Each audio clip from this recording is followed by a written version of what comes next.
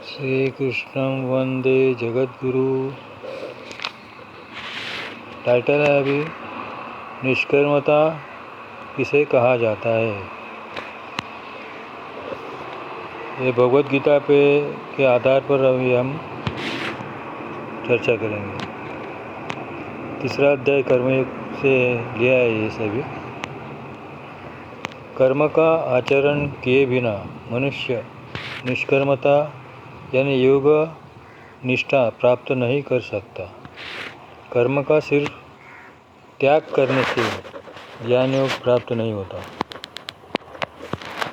आत्मज्ञान और निष्कर्मता प्राप्त होने के लिए मनुष्य को अपने सभी कर्तव्य कर्म के फल परमात्मा को समर्पित करके अनासक्त रहना चाहिए।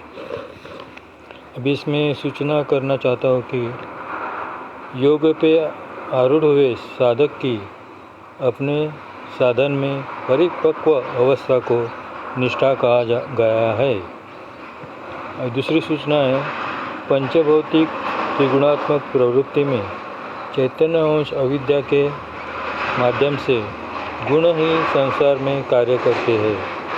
ऐसा मान के मन बुद्धि चित्त से होने वाली सभी कर्म के कर्तापन का अभिमान त्याग के नित्य सर्वव्यापक सच्चिदानंद घन परमात्मा से एकरूप होकर रहना ज्ञान योग संन्यास योग सांख्य योग कहा गया है। ये तीसरी सूचना करना चाहता हूँ कि कर्म के फल का और आसक्ति का त्याग करके ईश्वर के आज्ञा के मुताबिक परमात्मा के लिए समत्व बुद्धि से ज्ञान शक्ति से कर्म करते रहना निष्काम कर्मयोग है। इसे ही समत्व योग, बुद्धि योग, कर्मयोग, तदर्थ कर्म, मदर्थ कर्म, मत्कर्म इत्यादि नाम है। अभी गीता के श्लोक का आधार लेता हूँ मैं। तीसरा अध्याय का 5वां श्लोक। एक पल भर भी मनुष्य कर्म का सर्वथा त्याग संभव नहीं है। आगे इसी अध्याय का पर चर्चा करेंगे।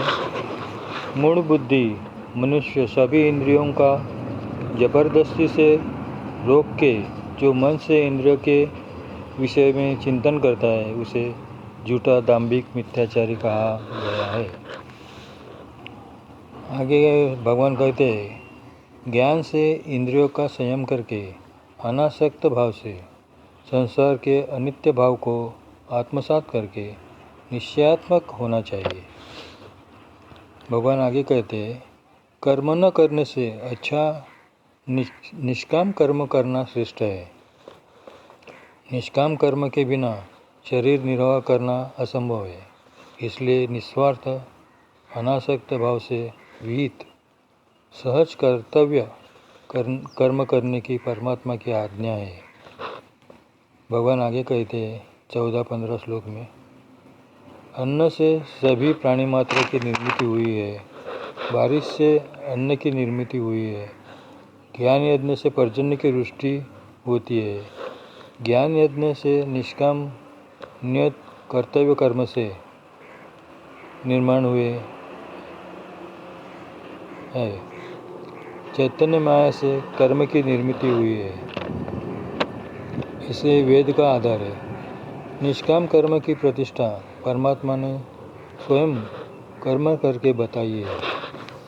अभी तीसरा अध्याय में कर्मयोग में 17वें श्लोक में कहते हैं जो मनुष्य आत्मज्ञान से आत्मा के शुद्ध निर्गुण शून्य निर्विकार अवस्था में स्थित होकर प्रसन्न संतुष्ट रहता है उसे कोई कर्तव्य शेष नहीं रहता। आगे कहते हैं भगवान निष्काम कर्म का फल परमात्मा की प्राप्ति है। इसलिए ईश्वर को सभी कर्मफल समर्पित करके अनासक्त भाव से कर्म करने की भगवान अर्जुन को निमित्त करके वर्तमान सभी को और भविष्य में सृष्टि अंत तक आज्ञा है। श्री कृष्ण भगवान कहते हैं तीनों लोक में मुझे कोई कर्तव्य शेष नहीं है और कोई वैभव मुझे प्राप्त करने की आवश्यकता नहीं, फिर भी मैं कर्म का पालन करता हूँ। भगवान आगे कहते हैं, हे अर्जुन, गुण विभाग और कर्म विभाग को तत्वतः जानने वाला ज्ञानी महात्मा प्रकृति के गुण ही कर्म में बर्ताव करते हैं, ये जानकर उनमें बंदिश नहीं होता।